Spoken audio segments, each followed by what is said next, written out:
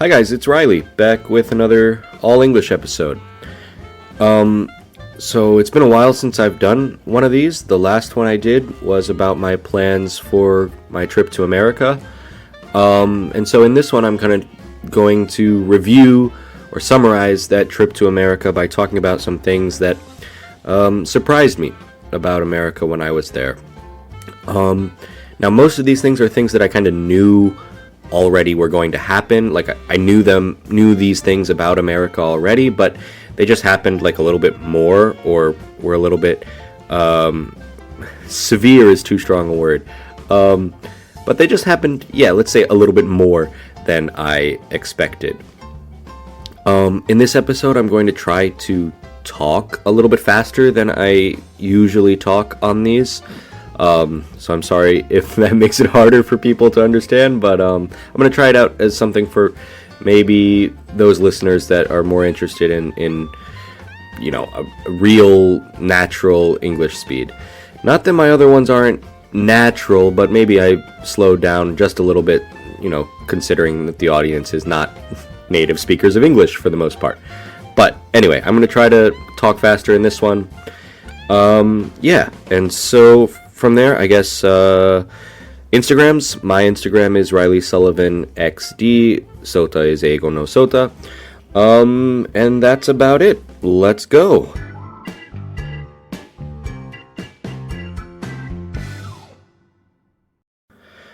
Okay. So the first kind of surprise I had is not really about America so much, but it is about the trip, if that's fair. But it was a happy surprise. So I fly standby because my mom works for American Airlines. So that means that I can get on planes for cheap, or sometimes free, if there is space on the airplane, right? So if there are open seats, then I can get on. Yuki and I were both flying this way, and we were lucky enough that on both the flight from Japan to LA and the flight from LA to New York, we were put in first class or business class, which doesn't usually happen, almost never happens when you fly standby, but I guess the agents who were picking our seats saw that there were open seats in business class and gave them to us. So that was a really nice surprise. It was really lucky, and we got those, like, you know, the little kind of pods where you get your own seat to yourself, and the chair, the seat almost goes completely flat, and it was really nice. On the way back, we flew regular coach, economy class or whatever, it was not as nice, but it's still okay.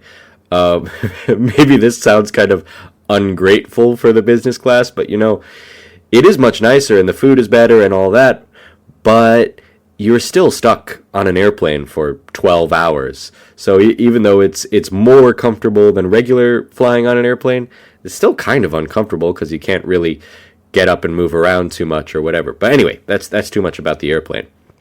The first thing that shocked me about America was pretty much as soon as we landed in LA and we had to do customs, was how big people are in America.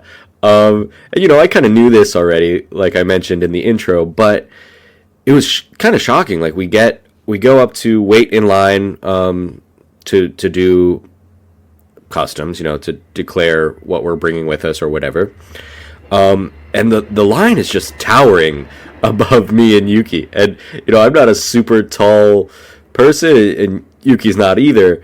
But in Japan, we're usually not the shortest people in the room. But in America, everybody was taller than us, and everybody was also, how can I say, wider than us. Not everybody, but there's a lot of, let's say there are people who are big, not just tall, but big around as well, we can say. Maybe that's the nicest way to say it. But, you know, not everyone. But it was kind of shocking still that there were such big people. Then also the the service in America, this is something I noticed pretty much as soon as we got to LA. And when we did customs, we had to take our bags from baggage claim and like kind of bring them to this carousel so that they could check them or whatever, and then they put them back on our next airplane. But when we were doing that, we come and we're like in this long line walking through LAX, the airport, and the line is kind of mismanaged. It's really messy. It's not so much a line as kind of just like a mass of people all walking together. And when we're walking, I noticed that like up ahead there's some big traffic jam, so to speak. And the people in the traffic jam are not really moving. Well, that's what happens in a traffic jam, sorry. But we're not really sure what happened. It almost looks like there's some kind of problem. But there's nothing we can do about it. There's no one really talking or explaining or guiding to the people. And we get up there, and there's a traffic jam because there's like a turn in the hallway, and then all of a sudden you need to get in a different line to put your baggage down. But there's no staff there to tell people what to do, so people are kind of like hesitating and not sure what line to go in or whatever. And because of that, it's causing a big backup all the way down the hallway. But whatever, when we get there, we just kind of randomly choose a line because we don't know which one to pick. And then we get into this room where everybody's dropping off their bags, and this time there are employees there. I want to say about 6 of them or something like that. But they're kind of just standing there. They're not really telling people what to do. They're not making like announcements about where we're supposed to put our bags or which line goes to which, I don't know, airline or whatever. Because in this room, there were 2 conveyor belts, right? 2 different places that you could put your bags. But there was no like sign saying which one went to which place or what people should put their bags on which conveyor belt.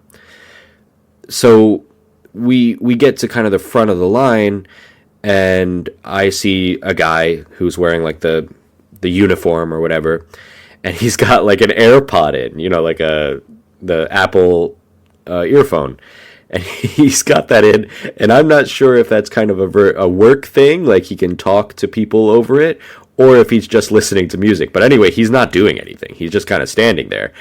And I say, hey man, can I put my bags down here? Does it matter if I put them in this line or the other line? And he said, oh yeah, put them anywhere. And I was kind of like, whoa. It was a little bit rude the way he said it. Like he was a little bit annoyed that I was asking him a question. And then also, just why isn't anybody telling us that? Both lines go to the same place. Both conveyor belts go to the same places. They don't matter. Why is nobody saying that? So that was kind of shocking. The other shocking thing was good service. In America, I've talked about this, I think, on an episode a long time ago with Sota, but in America, the service is kind of different in restaurants and things like that, where people are expected to be a little bit more friendly, it's a little bit more personal, and that kind of stuff I like. I'm jumping ahead a bit here, but on the way back home to America, we had to stay in a hotel in Dallas while we kind of waited for flight in the morning. And to get to that hotel, there was this kind of shuttle bus that comes to pick you up from the airport and brings you to the hotel. So when we get on this shuttle bus, it's pretty packed. It's like one of those big, what are they called? It's called almost like a high ace kind of thing. It's like a big van with 3 rows of seats. And we get in, and it's almost completely full. There's like just enough seats for me and Yuki. And the driver is kind of like making a joke, and he's making jokes, he's talking the whole time, and we keep driving, and then all of a sudden he stops again, and there's a long line of people waiting at this other stop at the airport, and everybody's kind of looking at each other thinking like, oh, we don't have any room in here, what's he gonna do? And he opens the door, and only two of the people actually wanted to ride the van, But at this point, there is just a seat at the front of the van next to the driver. And so these two people happen to be a couple.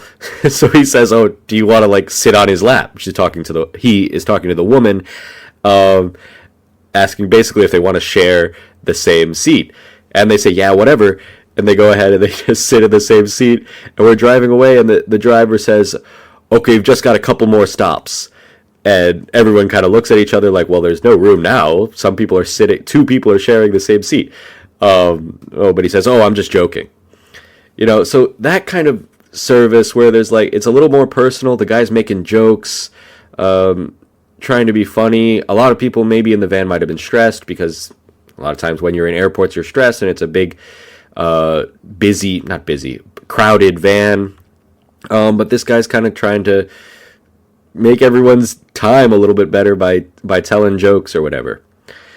So that was cool. That was a good bit of service. And I will say, like, every restaurant we went to while we were in America, the waiters were all really nice and really personal. They talk to you, "Hey, how's it going? How's your whatever?" You might say, "Oh, we're like visiting America from Japan," or we're traveling in New York for today, and they'll be, "Oh, like, how's your trip going?" or whatever. You have these kind of like small conversations with your waiter that I don't think you would do very much in Japan. At least I don't do, but maybe that's because I don't speak Japanese that well or whatever. But anyway, related to that van guy is maybe not a nice thing to call him, the driver for the shuttle bus for the hotel.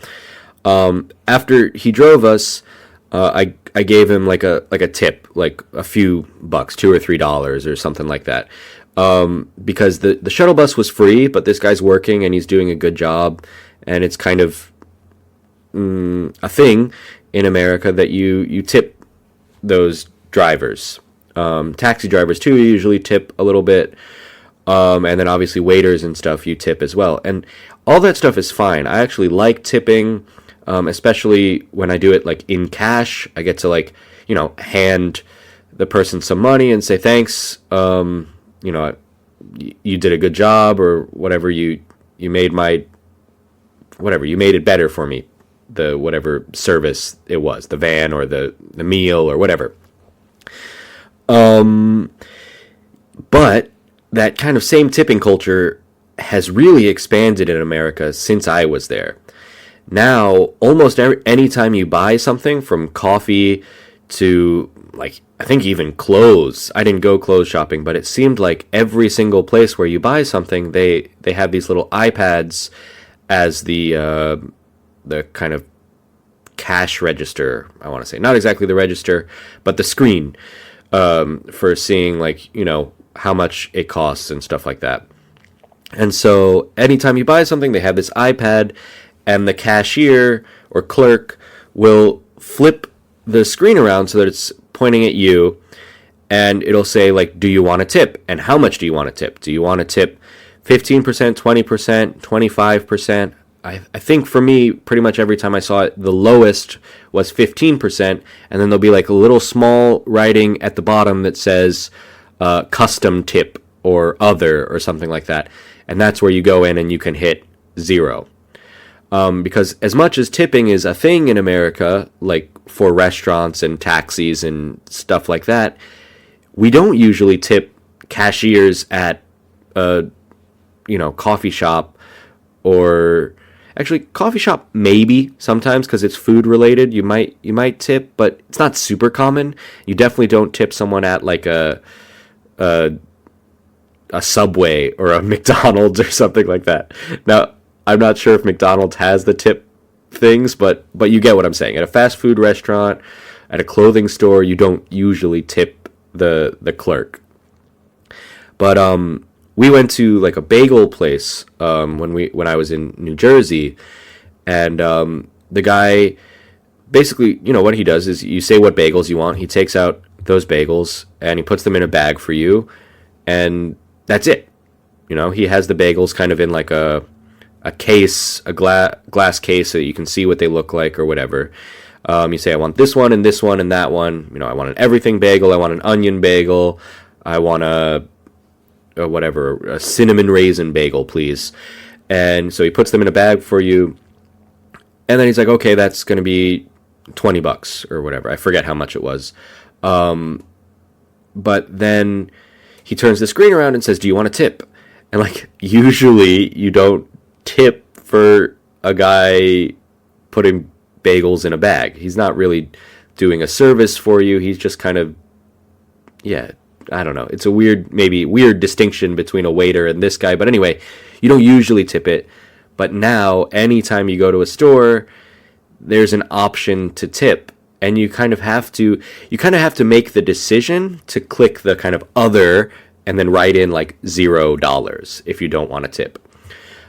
Which on this case with the bagels is what I did, because I didn't think, it's not usually something you tip for anyway. Okay. All right, next.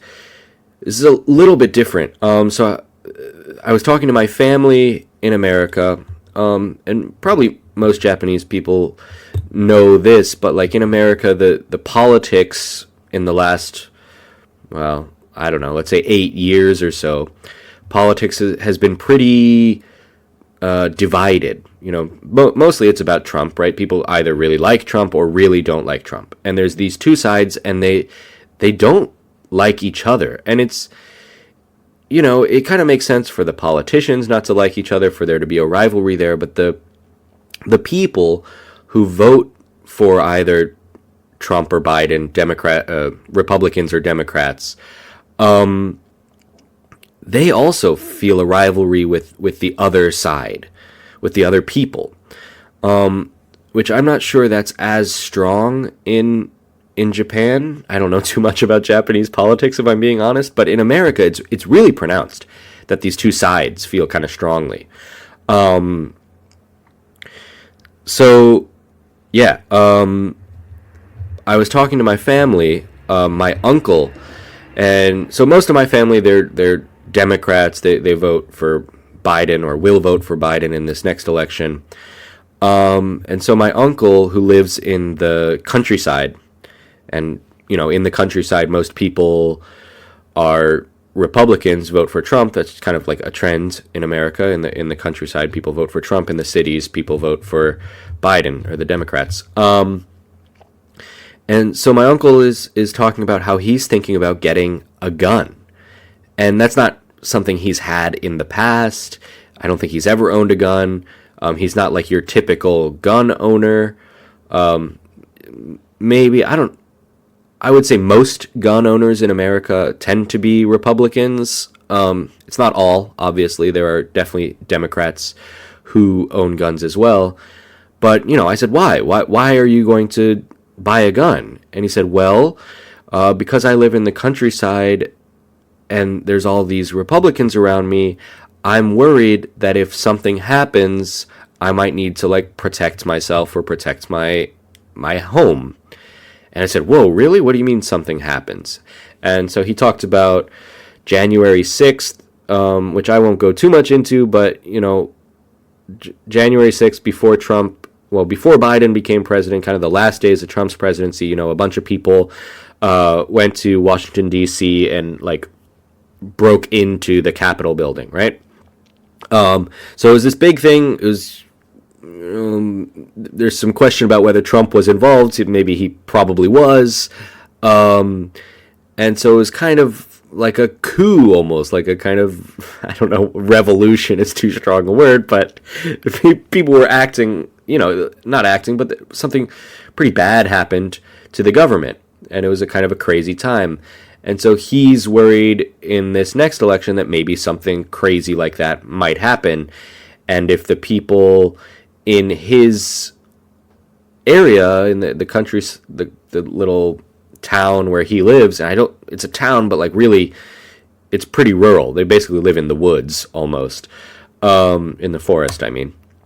And so, but anyway, like the kind of the tensions between these two sides, between the Democrats and Republicans, the people, right? Not the politicians, the actual people, is so strong that my uncle is worried that they, out of some anger in some kind of demonstration or riot or whatever, the people who are his neighbors. You know, they live a few hundred meters down the road, maybe a kilometer down the road, but they're his neighbors, right? They're the closest people to him.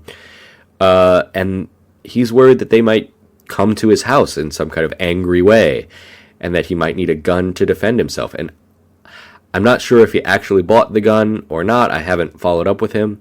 But that really shocked me, that the tensions in America are kind of so strong that one of my family members, who's never owned a gun in his life, to my knowledge, is thinking about buying a gun. Yeah, that's kind of a sad thing to end on. I had a couple more things I was thinking about talking about, but we're getting over 20 minutes here on the episode, so I think I'll leave it there, unfortunately. I will say, maybe I'll try to end on something positive. Even though my one family member is thinking about owning a gun, the rest of my family, although maybe a little bit worried about politics, everybody's doing pretty well. You know, like, America politically might be having some problems at the moment, but I think, like, you know, my family is happy and healthy for the most part and all that, so it was a good trip. Maybe a lot of these kind of seem like complaints, but I will say, yeah, it was a good trip. I had fun. I don't think, like, the politics are maybe as bad as my uncle thinks. I think maybe he is overreacting a little bit. Maybe he watches too much of the news and whatever, I don't know. But, yeah, anyway, I'm gonna leave it there. It was kind of a long one, and I hopefully was able to talk a bit faster than normal, and hopefully you guys were able to follow. Anyway, yeah, I hope you enjoyed it, and see you next time. Bye.